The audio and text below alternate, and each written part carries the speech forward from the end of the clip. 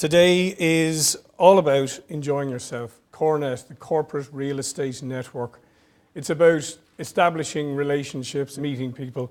I've been attending this sort of event for quite some time. I think they're very important. They help us to keep in touch with other like-minded people, and also to challenge us with some of our thinking into topics that are relevant today that may not have been relevant when we started out in this business. Today's theme is resilience. We've got 5 main sessions plus a keynote session at the end of the day. It's going to be super interactive for the people who are attending. I think the theme of One Big Day sessions, not talking about real estate as a primary thing, is a fantastic idea, because actually there are so many parallels from outside to bring into real estate that we don't normally think about in our day-to-day jobs. So Rory coming from advertising is fantastic. I always want to know, if you're buying a property, what's the thing about it that you quite like that other people hate? Because that's the real trick. The knack is to find a downside to everybody else that you personally quite like. I once nearly moved into a railway station on a working railway line for that reason. If anybody here's a plane spotter, where you live is absolutely obvious. Buy a place on the flight path to Heathrow. Living nightmare for everybody else, a positive bonus for you. The subject of resilience can be seen in so many different forms, and from what I've seen this morning, it's been a really, really fantastic morning with diverse views and sessions on resilience, which I've seen the audience really enjoying and hopefully learning some new things that they can take away.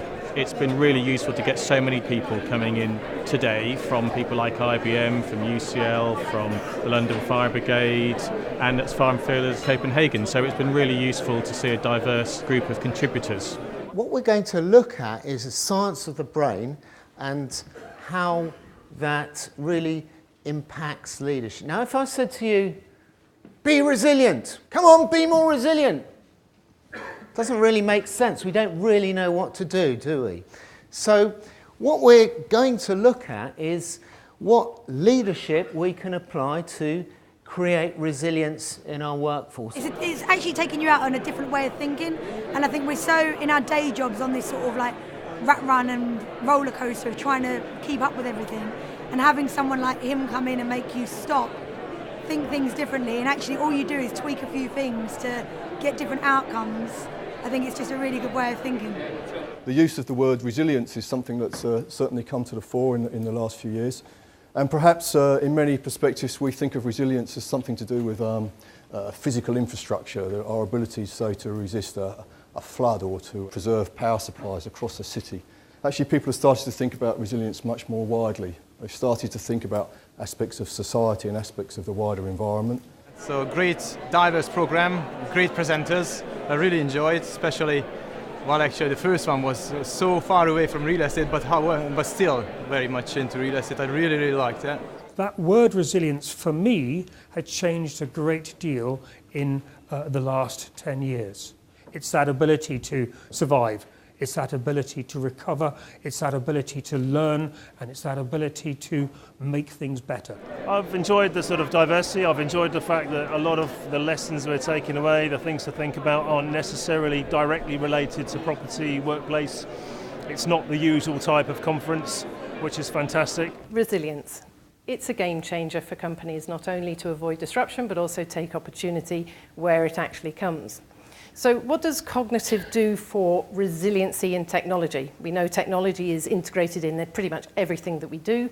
So it basically allows the prediction of failure and stops failure actually happening. Today we're going to talk about the sharing economy. Now, if you go online and try and look at some definitions of the sharing economy, you'll see it's a pretty difficult thing to pin down. Everyone knows it's a really important trend. It's impacting business.